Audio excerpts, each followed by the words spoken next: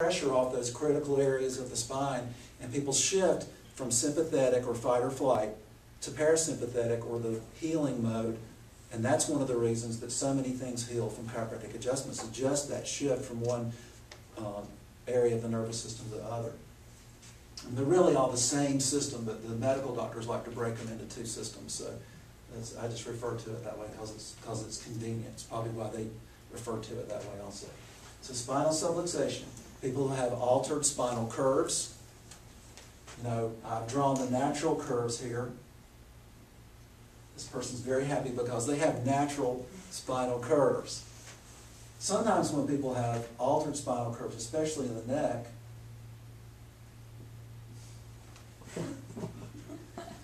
their neck can be shaped like this, or a straight neck, like that. And usually there's other alterations due to that major alteration. But this is a spine in fight or flight response. Like, say for example, when an animal, a dog is a good example, when they get in that fight or flight response, they do like that and their hair comes up all on their back. This is sort of what it's a very similar response. So the body is like completely cranked. And these chemicals really keep us going. And therefore, the phenomenon of you go and you go and you go and you go and then you take vacation and you get sick. Has that ever happened to anybody? Mm-hmm. No? No. That's because you're not cranking all the adrenal chemicals so much anymore, and your body is not in hyper sustained immune response. Because the inflammatory response is really an immune response. It's just when it goes systemic and it's chronic and it's long term, it's gotten out of control. So it's kind of like the furnace in the house. You know, it serves a good purpose, but if that fire gets out and spreads to the rest of the house, it's not a good thing. Okay. Chronic inflammation.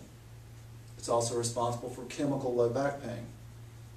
You can get it from low-grade infections like gum disease, low-grade bacterial and viral infections, overweight. Fat produces cytokines, which is an inflammatory response. Now, we're going to touch on the dietary end of this briefly, and then we're basically going to be done except for question and answers. Now, there's a couple of really critical factors as far as the dietary end of this, the nutrition part of this. One is oil, and the other is acid-alkaline balance. So, our diets are, we hear all this stuff about the omega-3s and the omega-6s and all that. Well, our diets are really, really, really heavy in omega-6 oils. People eat a lot of processed oil, fast food, your fish sandwich, your French fries, your, fried bread. You get a bun, it's fried on the grill. All the fast food's got bad oil. A lot of the fast food has bad oil in it.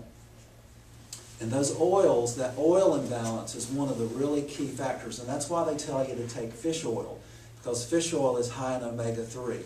So what's happened is, because of our diets, we've got a skewed oil balance as far as omega-3s to omega-6. Now, see if I can get this across to you just right.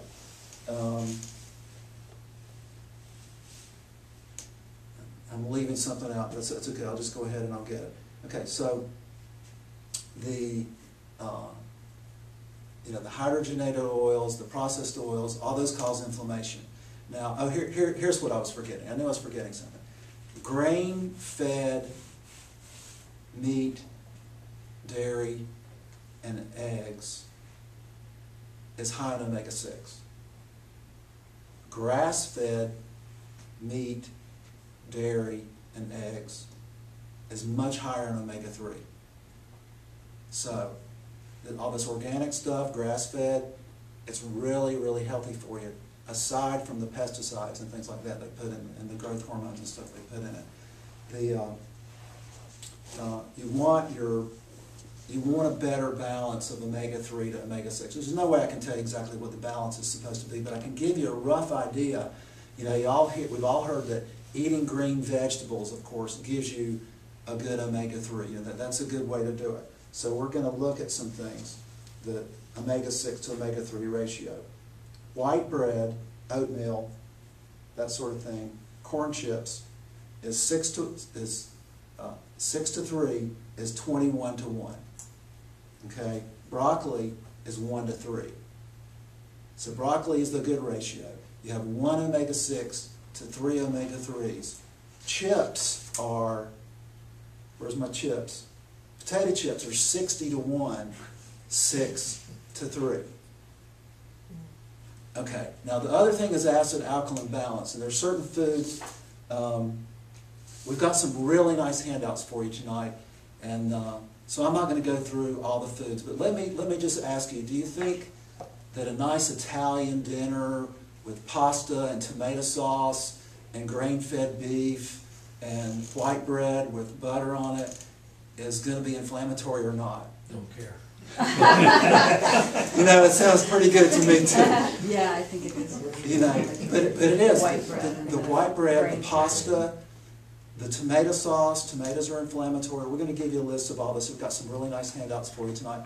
And I tried to really go in my research and get more than you could just like quick Google. You know what I mean? Because you can like quick Google a lot of this stuff. So I really tried to include some information tonight that you can't quick Google. And I don't think you'll ever see anything about spinal subluxation under inflammation under the quick Google search. But we've got some nice lists of foods. And the acid-alkaline balance thing is really important. Certain foods are, and I didn't give you a list of acid and alkaline foods, but we have a list of foods to avoid. So it's kind of taken care of with that. I'm going to go ahead and hand those out, Sam. Sure. Now, at this point, does anybody have any questions? Did you say tomatoes are inflammatory? Yes. Really? Yes, tomatoes are inflammatory. So much for the Mediterranean diet. Well, but they also have a lot of olive oil in there, which probably, you know, garlic and other things like that. Yes, Diana? So, I'm wondering about this, about lemons, and like putting lemon in your water, because lemon would be acidic, wouldn't it? No, it's not. Lemon is actually alkaline. It is alkaline? Okay, Yeah. 'cause that's what I didn't understand. Because it's not the pH, it is when you put it in your mouth, that's what your body does with it. It's called ash. Lemon is alkaline ash. Okay. So it is actually an alkalizing food. Vinegars are Okay. alkalizing. Umeboshi plum vinegar is probably like the most alkaline food on the earth. So if you like to put vinegar on greens and stuff, that's a really good one to get. So we've got some really nice, interesting handouts there. I hope they'll be helpful for you. Any other questions? Why are fruit juices bad? Mostly because of the sugar. Okay. Sugar and salt are inflammatory. It's the sugar. So most anything that you see on there that you have a question about like that, it's going to be because it has sugar in it. So lemons are good, but not lemonade. Would it help if you're drinking tequila to put lemon in it? That's the really question I asked Joe the other day. I don't know. I don't know if we want to answer that on YouTube or not. Oh, okay. Okay, all right. So, any other questions? Spicy foods in general are good or bad? Or? Spicy is good. Some of the spices, especially the Indian spices like turmeric and cumin and those things are anti-inflammatory. Hot peppers are in that good list. So they make the pasta a good dish. That's A right. whole grain. What about garlic and ginger? Are those both good for you? Or? They are. Ginger is also anti-inflammatory. I don't know about garlic. I'd have to check on that, but it has good antibiotic properties. So in that sense, it's probably good for inflammation. Okay, so we're going to wrap it up, and if anybody